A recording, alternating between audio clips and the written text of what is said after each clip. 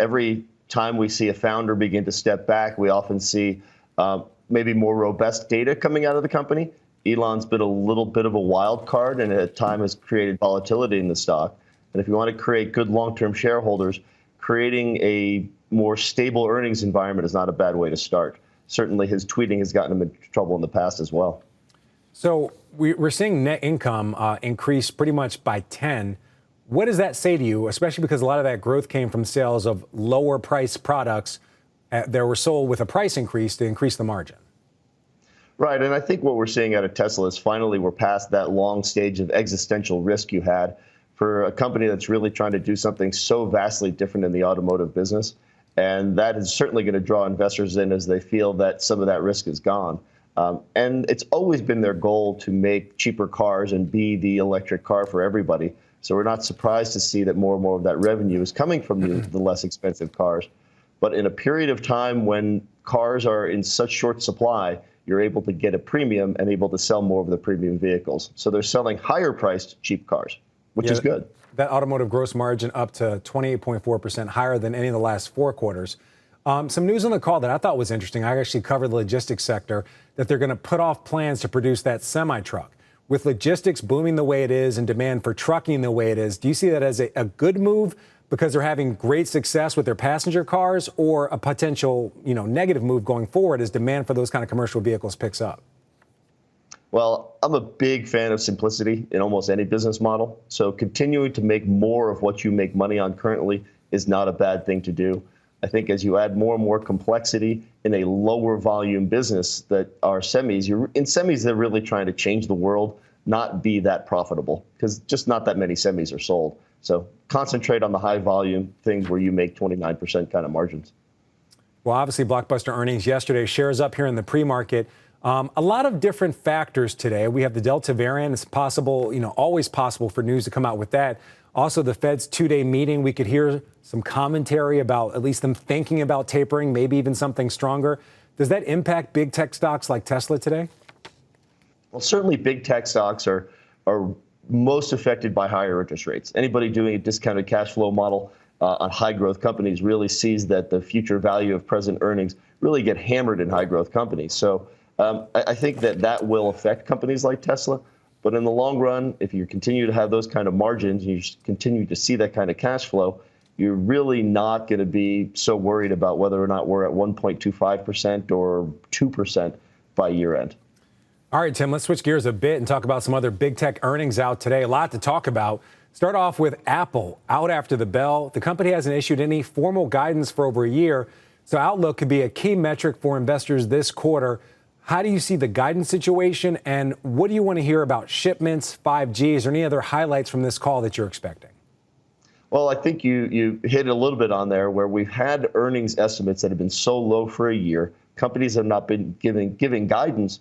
So companies have been beating on revenue and earnings pretty handily, and I don't think we have any reason to expect that that's not going to continue throughout big tech, particularly with Apple and Microsoft. But what we're really looking at is what does how much of that was demand pulled forward? So will they give us guidance, particularly on the Mac and the iPad side, where you had a shortage of them last year because everybody was buying a new computer for their home office. So it's been an interesting demand environment for the non-iPhone products. iPhone, you really don't have a significant new technology coming this year because they came out with the 5G phone last year. So there's rumor out there that they've ordered a significant additional number of iPhones for iPhone 13 as they expect high demand. And Apple does a pretty good job of knowing what the install base is and who needs to upgrade. So the future outlook is going to be very important. And then overlay that with the global chip shortage. Nobody controls their supply chain the way Apple does. They tend to have a lot of supply on hand. So the point at which that supply shortage starts to hurt them might be a pretty big news for the stock. So we'll be looking for those kind of, little hints in the earnings call today. Tim, you really hit on some points that I found really interesting here. We've seen the reports that Apple is ramping up their iPhone production, expecting 5G to be a growth driver. But as you mentioned, a lot of those phones were out last year.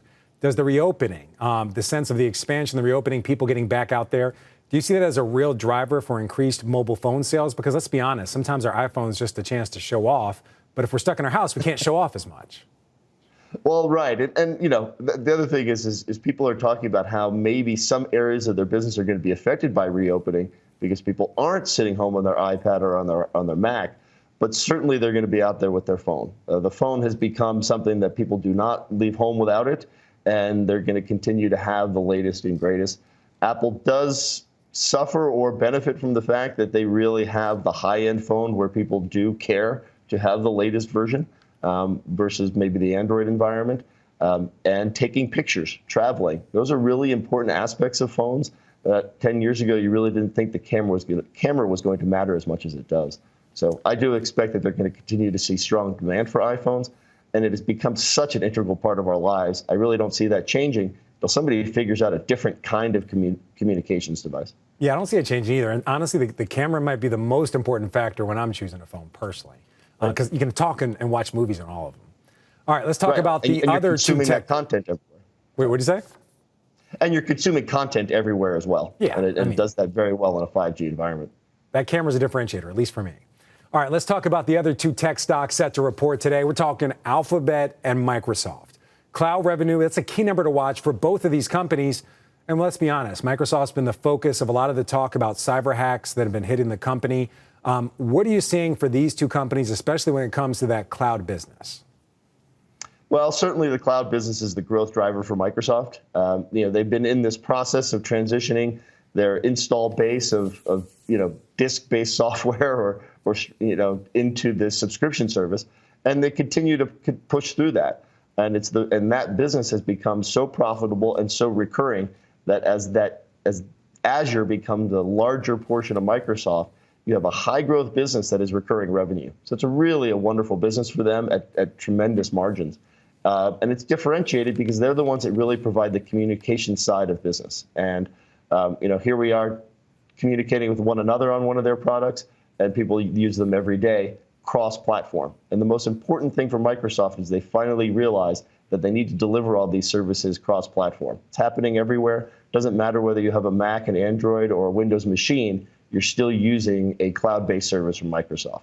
So it's really expanded the possibilities for Microsoft over time. And then on the Alphabet side, it's still largely driven by advertising. Before this piece, you were talking about a couple of SPACs that were merging in the advertising market, talking about Facebook in the advertising market. That is what drives all of these free services.